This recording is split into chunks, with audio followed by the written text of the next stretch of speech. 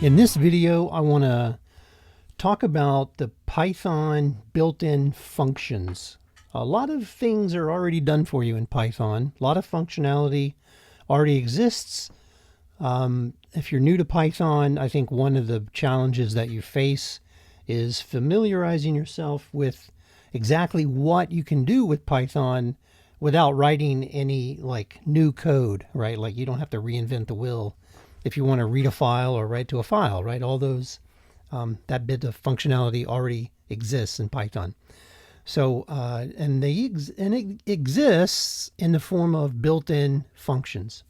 Okay, and this video lecture comes from chapter 3 in my book, Computer Scripting Techniques with Python. And chapter 3 is called Small Victories, Simple Python Programs, because, you know, if you get simple little Python programs working and you can be successful in structuring them and getting them to run, then it builds confidence and gives you the faith in yourself that you can build more complex applications, right? So if you go to section 6, Python Standard Library and Python Package Index, you can click on the built-in functions link and it'll pull up the built-in functions page. Let me adjust this a little bit so we can see it better on the screen. So this is the Python documentation. And usually when you go there, it gives you the latest. This is 3.14. But these are a list of the built-in functions. Right now, we're not going to use all of these throughout the course, but knowing how to use just a handful of them gives you a lot of power, right? So and I guess you could categorize these into, broad categories. Like some of these deal with converting strings into different types, right? Like bool, right? So if you had like this function here will convert to a string to a bool. This function here, int, will convert a string to an integer. Okay. Float, A, B, C, D, F. I can't see it. I'm too close to the screen. A float is right there, right? So float converts a string to a floating point type, et cetera, et cetera. And then we have the print. You've seen the print function already. Okay. Then we have, I would say, if you want to get input, so print allows you to print output to a console. Input allows you to get input from the console. Okay. Anyway, I'm not going to go through every one of these like this, but I'll demonstrate a few of them, and then as an assignment, you need to go explore the rest on your own, read about what they do, and use them in a program. Okay. So to start with, I will write a simple program, and I'll use a few of these built-ins. So so to get started, I'm going to open up a console. I'm running on Mac OS, right? You'll do the same, whether or not you're running in Linux or Windows. You open up a bash terminal. I'm going to make mine big so you can see it. That should be fine for YouTube purposes, right? Let me expand that window. All right. So I'm going to change my dev folder, cd dev. I'll go cd dev.temp. And I'll create a new folder called built-ins. mkdir lt. I'll just built-ins. And then cd built-ins. And then a code dot. So I'm opening up Visual Studio Code in the built-ins folder. And I'll bring this down to fill the screen. Close that window. And I'll create a new file called main. Now, when I'm just demonstrating basic concepts like this, I will usually just create a main file or a main.py source file, right? Which we know now if you watched the previous video on how to load things into how to import modules into the REPL and how to run programs from the command line. Then the name of that main.py source file is the module name, right? But I'll usually just use a main module just to demonstrate concepts, right? So defines main module. Those are my doc, D-O-C, right? Doc comments. And I'm going to define a function, def main. And initially I put pass here. And pass is something that you can put if you don't want to actually provide a definition, but you want to define the function, but give it no, it doesn't do anything, right? All right, so then if the name of this module equals underscore main, that means we ran it from the command line, then call the main. Call the main function. This is the function definition. This is the function call right there, right? So now the first built-in I'm going to demonstrate is, well, we've already seen print, right? So I'm going to read input from the console and show you how to process that input and things that you might want to do with it, right? So generally speaking, the built-in function that you use is the input function, right? So the input function, let's pull up the documentation one more time. All right, so the input built-in, you read it, it says, if the prompt is present, it is written to the standard output. So when you call input, you can actually provide a string here that provides a prompt. Okay. And then when a user types something and hits return, the whatever they typed at the console is returned as a string. Okay. So let's go ahead and do that. Now we're going to have to put this value that's returned from the input function into a variable. So I'm going to say user. I'm going to say input string. Input string equals input. And I'm going to give it a message says, please input, please enter something. Okay. Now when we run this, we can I'm going to simply say print input string. Okay. And I'll probably put this in a formatted string. I'll say F user's input.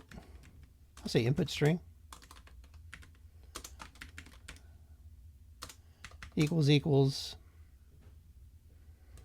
input string. Okay, just like that, and then we need a final quote. All right, save that. Now I'm just going to run this simple program. So the way I'm going to do that is I'm going to go to the console, clear the screen, and I'm going to type Python 3 main.py. Now it says, so we get the prompt, right? Please enter something. So let's go back to Visual Studio Code. And we see the input function here has a string, which is the prompt. All right. Another way to see this is if we actually use the named parameter.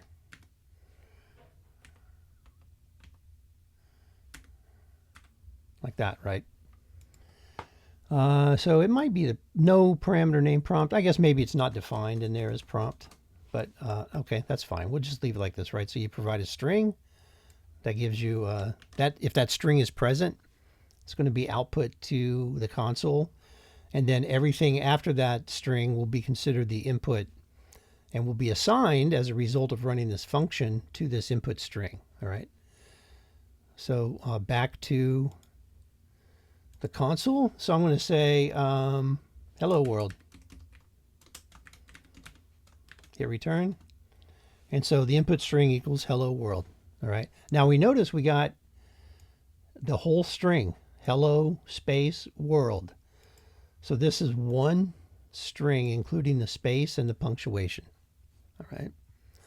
Now let's type something different. Let's rerun the program, and let's type 123. Now that may look like a number, but it's actually a string. Okay. So let's go back to the code. And let's say that you were asked to write a program to convert numbers, right, into strings, or convert, enter some numbers and then add them, right? So what you'd have to do is you have to realize that everything you read from the console is a string. And if you want to then treat it like a numeric type, you need to convert it into a numeric type, right? We have a couple built-in functions that do this, and I went over a few of those at the beginning. If we want to turn a string into an integer, you call the int, right? And you can have different bases if you want. I'm not going to talk about that today. But on the other hand, if you wanted to add decimal points, you'd have to use a float type, right? So here's a float type.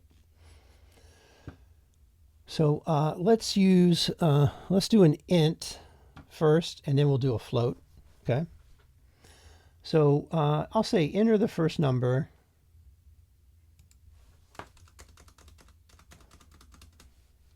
First number. I'll say input.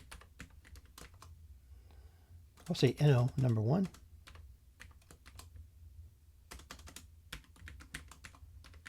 First number. Please enter a number.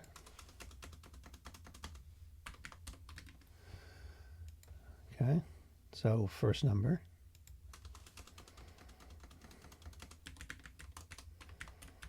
Now, if we're going to treat this like a actual number, we'll do this. We'll say we're going to have to convert them. We're not going to convert them until let me get the second number. So second number, and I'll just say input again.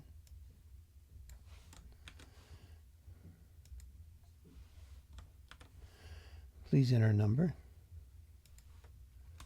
and I'll print the second number.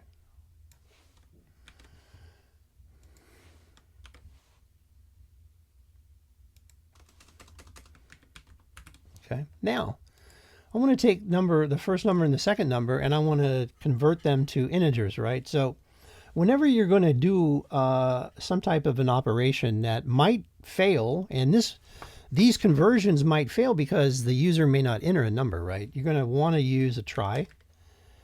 Okay. Except. And then exception as E. And then print.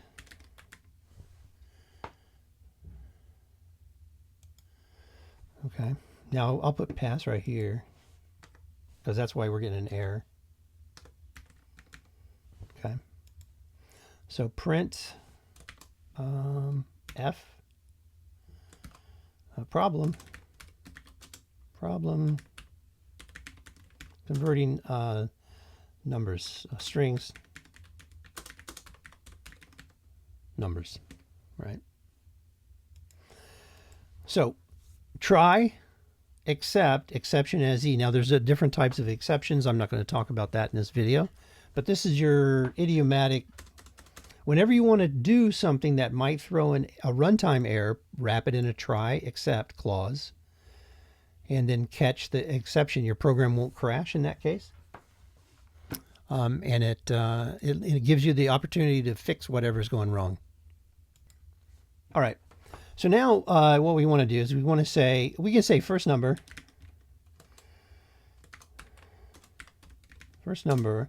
equals, I'll do int first number. So I'm going to convert the first number to an int, and if it converts, it'll assign. Now this type will be, instead of a string, it'll be a numeric type. And then second number equals int second number. So we'll do that. And then what we'll do is we'll print the total f string total, all right, equals, and then we'll put this, we'll do first number plus second number. So we can put in these brackets, we can put expressions, right? So first number plus second number. And if everything goes well, it'll print this total. If there's an exception, right, and I can demonstrate how that might work, it'll print this, right, if there's a problem. And then, of course, once this prints, there's nothing else to do, then the program exits, right? So I could say while, I can put this in a repeating loop so you're always entering it, but this program will run once, get an input for the first number, this will be a string, get an input for the second number, that'll be a string, okay?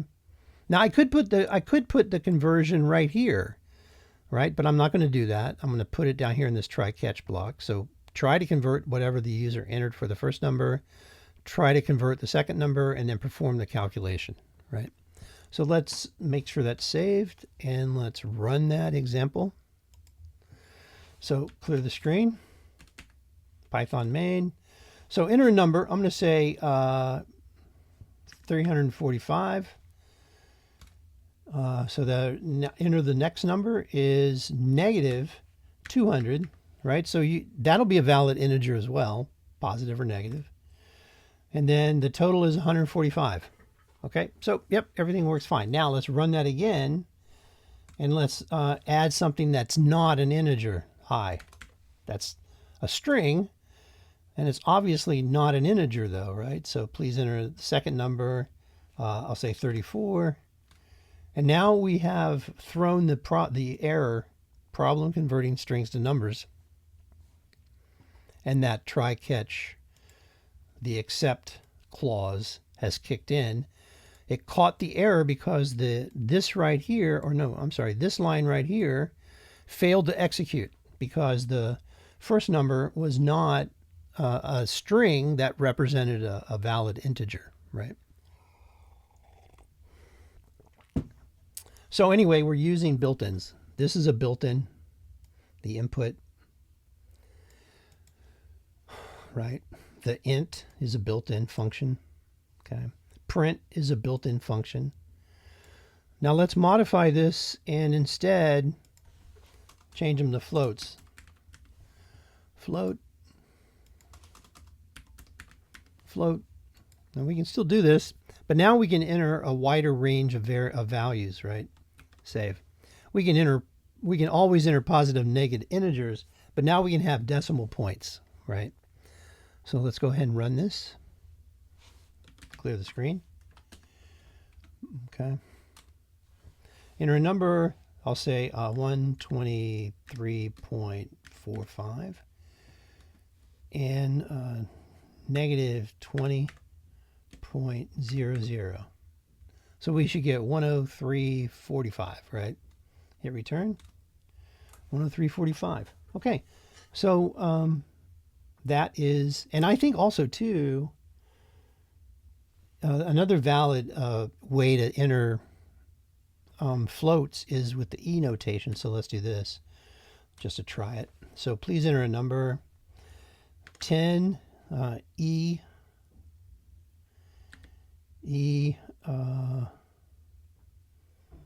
5 and 5 E to the second. Yeah, okay. So that's called scientific notation, right? So essentially we said 10 to the fifth plus 5 to the second, right? So 10 to the fifth is 10 plus 1, 2, 3, 4, 5 zeros, right? Plus e to the second is 5 is hundreds, right? So that's just that's a valid way to enter numbers, right? In Python, CLS. But even this lesson is not about like the valid numeric ranges, right? You could read on those on your own. So that's one set of inputs or built-in functions, right?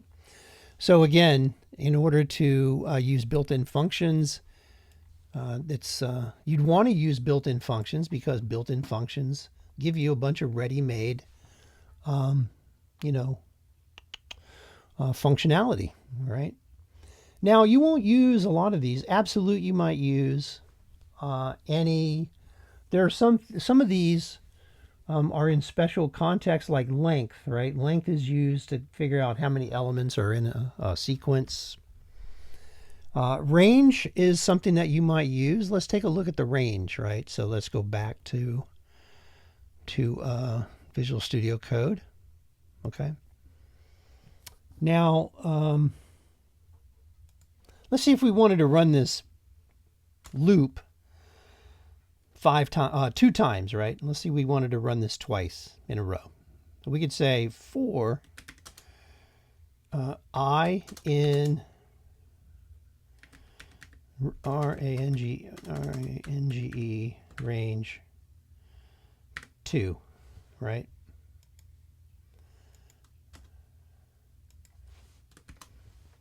Okay. Now I'm going to tab over all this stuff. All right. So now this thing will repeat twice, right? Let's go ahead and run this. At least that's what I think it's going to do. You never know till you run it, right? All right, enter a number. Let's say 23, 23, so we get 46. Enter a number, so it's wrapping around the second time, 45, 45, and that was it. It ran twice, right? So the range is a built-in function. Actually, it's like a generator. It's one of the special types of built-ins that's not necessarily a function. So let's take a look at the range. Range, and it'll say, rather than being a function, range is actually an immutable sequence type, right? So I recommend you study ranges more. One way that you can kind of tell that people are not native Python developers, or they learn Python as a second language, and they're coming from like C#, Java, or C, is they will use range and the for statement and a range in order to do something repeatedly, right? That's not to say that this is making that mistake, right? But whenever I write code and I come up with an example of what I'm trying to articulate here, I can highlight that. But essentially, all right, so that's what a range is. A range lets you generate a range of values, right? You can also, and that's all I'm going to say about range right now, right? I don't want to get too deep into range. Range has a lot of features about it, depending on what you want to do with it. Okay, but it's just another one of the built-ins. Let's go back to the list of built-ins. Okay, so another very important built-in is open. Okay, so now if I say write, let me say I wanted to write these values to a file, right? So I would say, let's say I wanted to write, this total is not being saved anywhere. I might write this string here, okay, to a file. So in this try catch block, I might say something like with open, and then give it a name, results dot out. Okay, and then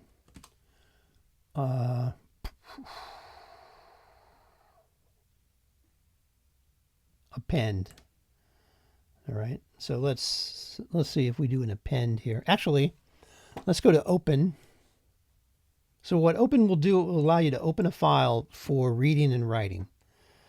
Let's go to open and see if it tells us anything about the file object, reading and writing files. Here we go. Here are the modes, right? So open for writing, appending to the end of the file if it exists, and open for writing, appending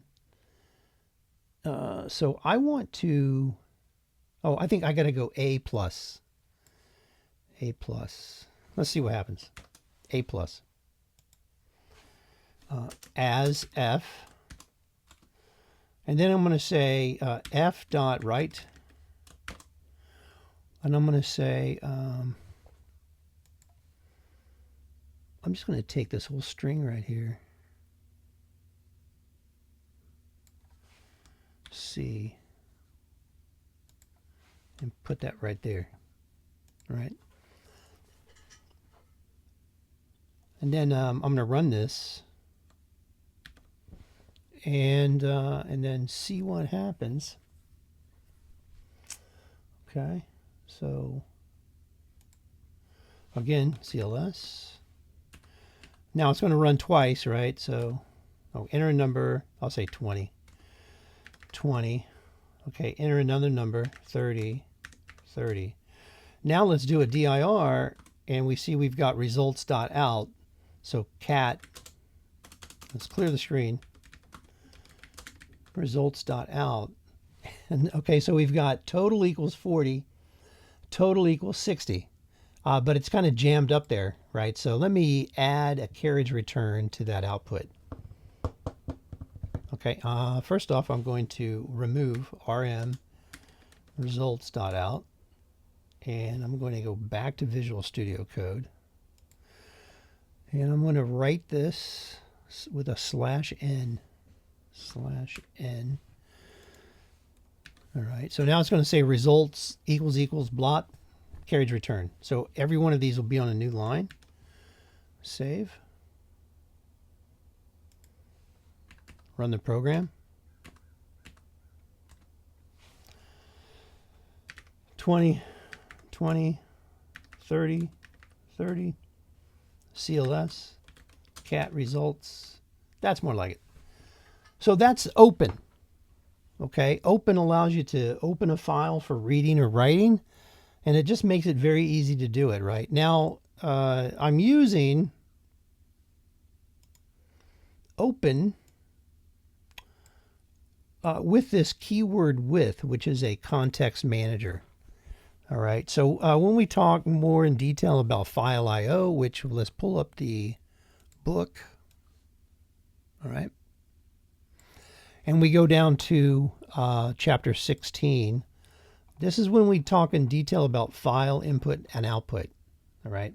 So this is where I talk at length about the purpose of the open function.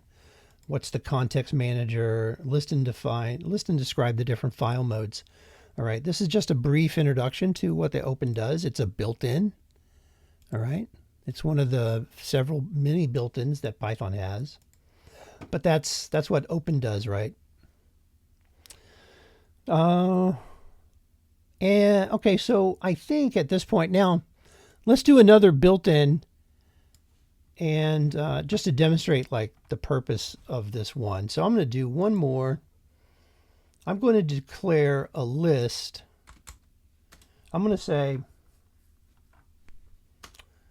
this is not going to be a repeat, right? It's not going to be in the main loop. So I'll just say list. I'm going to say, what I'll do is I'll do this. I'll say,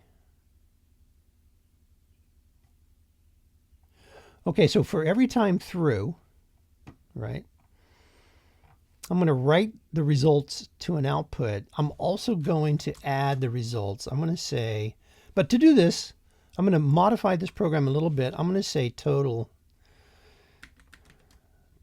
report equals this F string, C, Control X, right? So I'm just going to put this here, and then print the total report. All right, and then come down here and print total report. Actually, I want this to be /n, like that. Print total report. This is total report. Total report. Now I'm going to declare a list up here. list. I'm going to say report list. I'm going to say results list. Equals, this is how you define a list. There's a whole chapter on lists.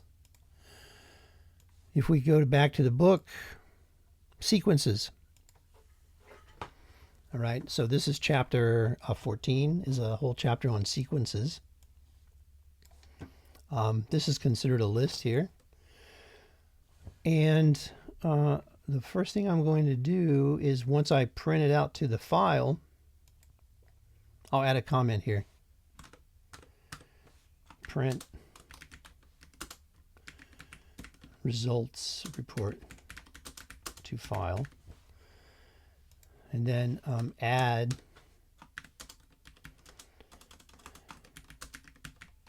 results report to list. All right, so I'm going to say results list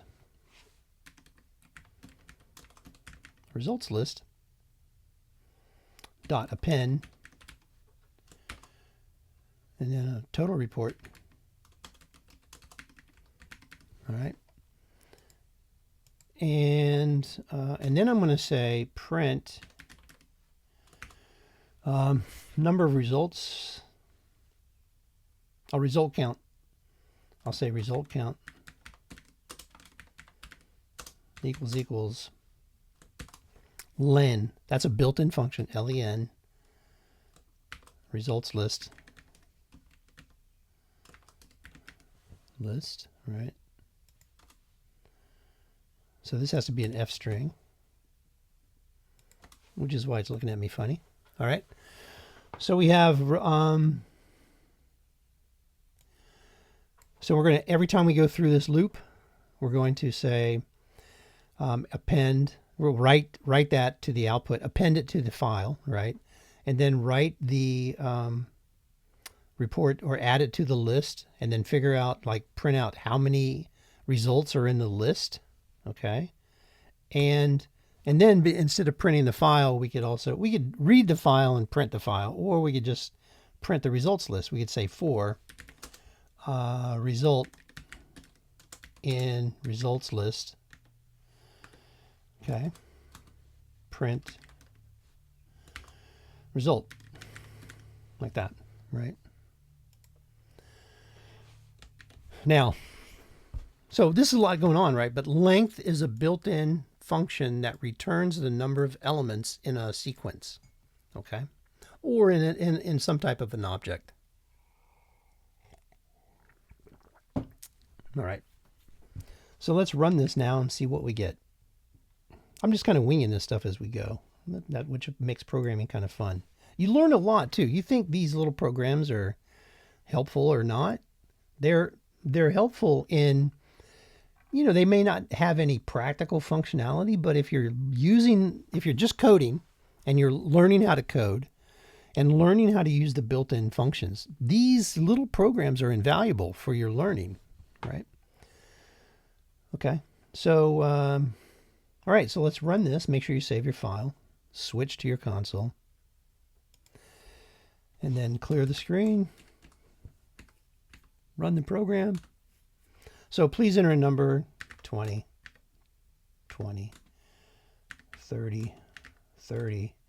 So here we go. This is us putting in the number, then result count equals 1, total 40.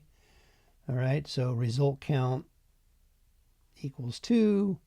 The first one is 20 and 60. Okay, so that's working fine.